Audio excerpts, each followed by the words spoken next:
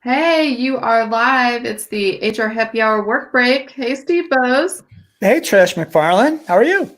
I'm good. How are you? I'm good. We're taking a break at a normal sort of break time. It's about three something where I live.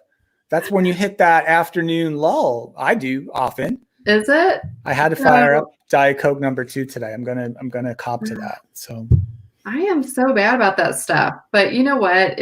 I've done a lot. I've been working since really early this morning, as I usually do.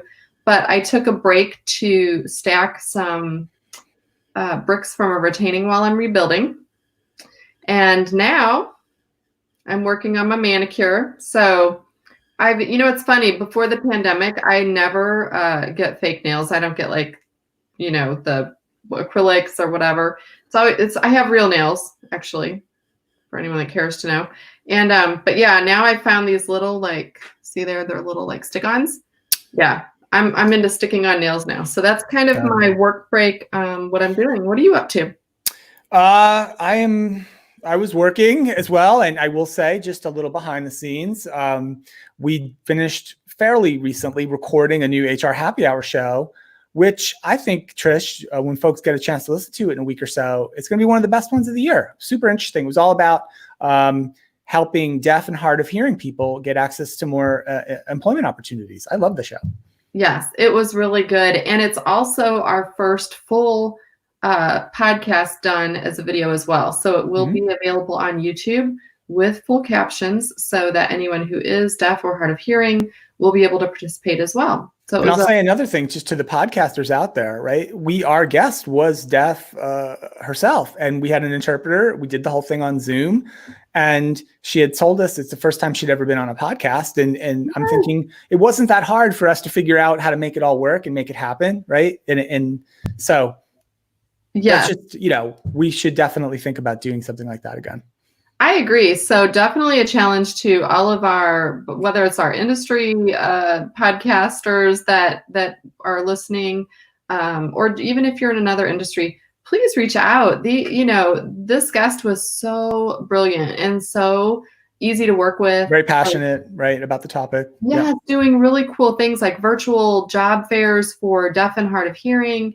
And definitely a story, Steve, you mentioned we've been doing more of that with supporting autism and people on the autism spectrum, supporting people who are blind and their ability to find work or keep work. And now with deaf and hard of hearing, I feel like, we do talk a lot about diversity, but these are some of the marginalized groups that don't get as much attention. And so I think when we're thinking of that as employers, we need to make sure we're really reaching out and trying to educate ourselves on how to participate with them. Yeah, and it's super easy not to, right? Especially now when there's so many people out of work and the whole employment landscape has shifted just so dramatically.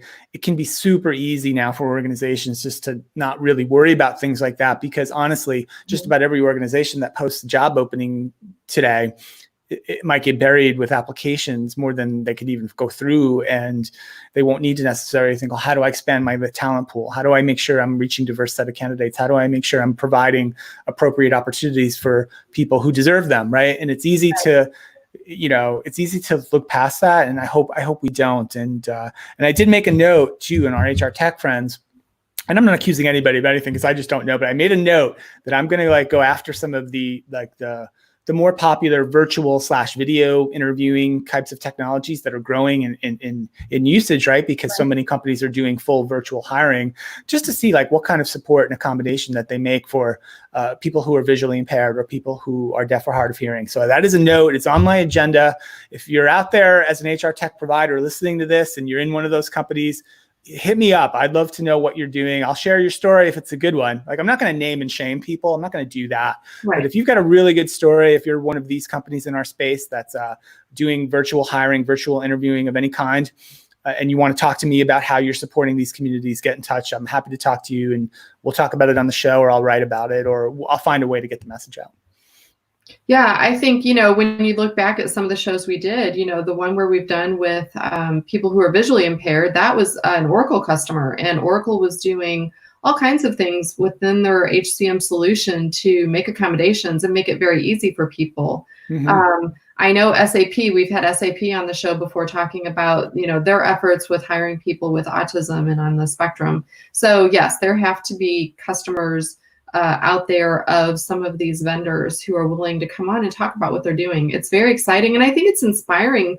It makes it seem very attainable for all of us to be able to make those accommodations. And much like doing the show, I mean, even though we typically have a podcast, it was very easy to incorporate a video component to that. Mm-hmm. And then we haven't edited it yet, but I've already looked. It's going to be very easy for us to get that into closed captions so that it'll be easily accessible for people. So again, not a lot of extra steps or work.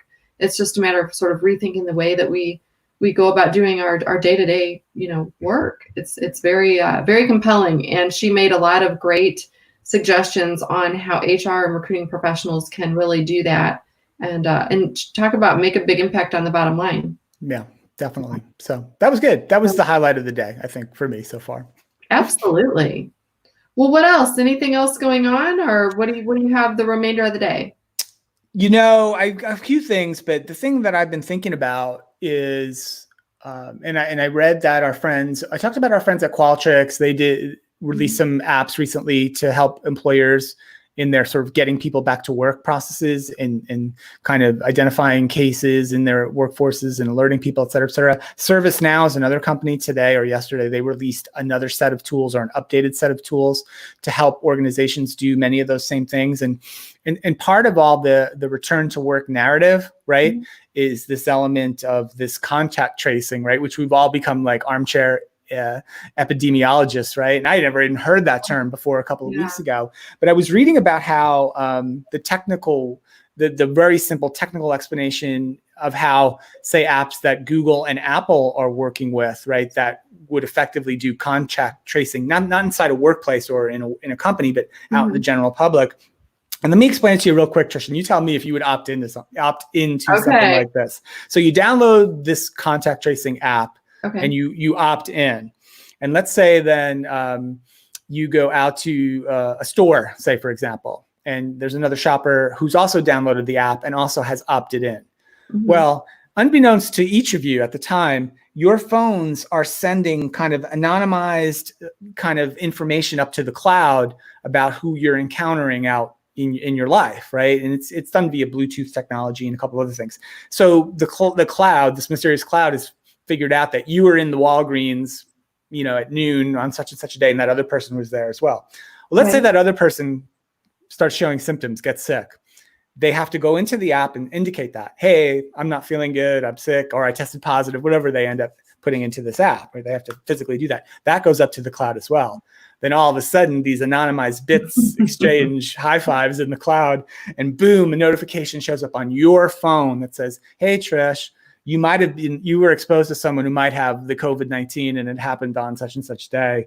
We just wanted to let you know, right? And then, you would go, take whatever necessary steps you needed to do, go get tested, go to the doctor, whatever you had to do. So that's, in a nutshell, that's how it works, right? I've simplified it just a touch, even more than the simple explanation I read was.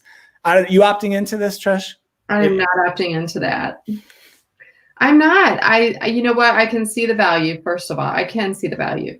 I am not fond of that app because it seems to me that it's all after the fact. I've already potentially been exposed, and that's really no different than if I go to Walgreens now.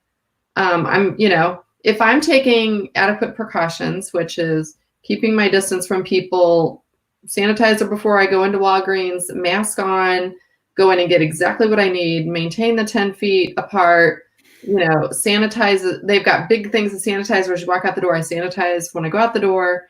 I'm in there maybe, 2 minutes max, something like that. I feel like I'm already taking every possible precaution. So if someone actually was in there that was, I don't know that I really need to know that for sure. Mm-hmm.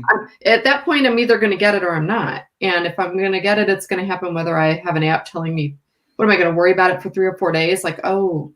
Well, I guess the idea the argument for this technology would be if you got that notification that, say today on a Wednesday, as we're recording this, you might say to yourself, you know what, I need to lay low for a few days in my house. I won't go anywhere while I figure out what's going on, and I won't even go see my family. I won't be around my kids, whatever the case may be.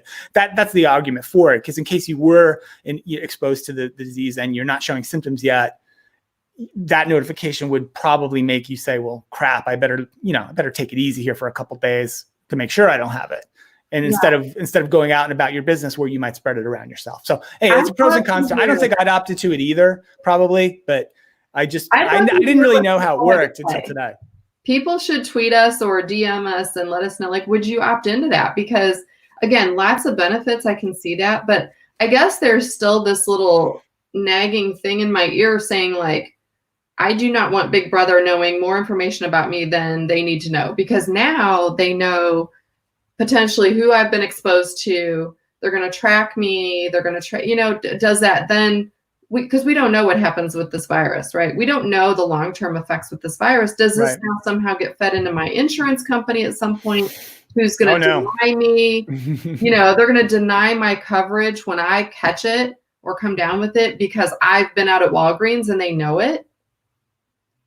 I don't know. I don't know. I literally don't know, but that's what I'd be worried about. Can they start denying coverage at some point because they're like, well, she took too many risks. She went to Walgreens. We have her tracked every day last week. You know what I mean? Like, I know I'm staying in, but I would say this, there's a long history of people getting burned by thinking whatever bit of information was quote unquote anonymized and secure and private, right? There's 1,000 examples. And this sounds to me like something that will not take off here in the US for most of the reasons you described to. But anyway, I didn't really know how it worked. And I wanted to share that on the show because I thought it was kind of fascinating. I would love to hear just people's ideas around whether or not they would participate in that. I think I just wouldn't. Okay. So, I think I'm out too. You're out too. Good. Well, thank you for taking a work break with me. This was fun. I managed to get 5 nails on. How about that? Also, can I show you something fun? Our last, I don't know if you got this or not, but the last time that I was able to travel, which who knows, that may be my last time for a very, very long time. And I love to travel, went to the Ultimate Software and Kronos Connections event. And I was just looking through my bag because I knew I had some hand sanitizer in there that they gave me, and found this great little clippy ring light. Can you see that? It says, I don't think I got one of those. So I was at that event. It turns on. I don't know where I've got a phone. You clip it on, I guess, your phone, so that when you record, you have really good lighting if you're just recording on your phone. All right. So if we have any power at all, if we have any power at all as influencers, I'm shouting out Ultimate right now to send me one of those because I think I got gypped out of mine or someone took it. Look at that. Isn't that cool? Yeah. It's very cool. Thanks to our friends at Ultimate Software, because actually now more than ever, I need some lighting. And if you could see, I wish you could see the setup I have here. It's ridiculous, just to try and get a little bit of decent lighting. I'm working on it. I'm working on it too. Hey, I know last thing tomorrow, I want to talk about colleges, and I have a story to tell about my school, University of South Carolina. So I was going to say though, anybody out there who's recording these kinds of Zooms and all these other things, if you've got the hookup on how to get good lighting, let me know. I could use some help. Otherwise, I'm going to be using my little. It looks good right now. You're fine. Thank you. All right. Thanks everyone for listening as usual. And thank you for all the continued support and comments. We love it. Keep them coming in, and we will see you tomorrow to talk colleges.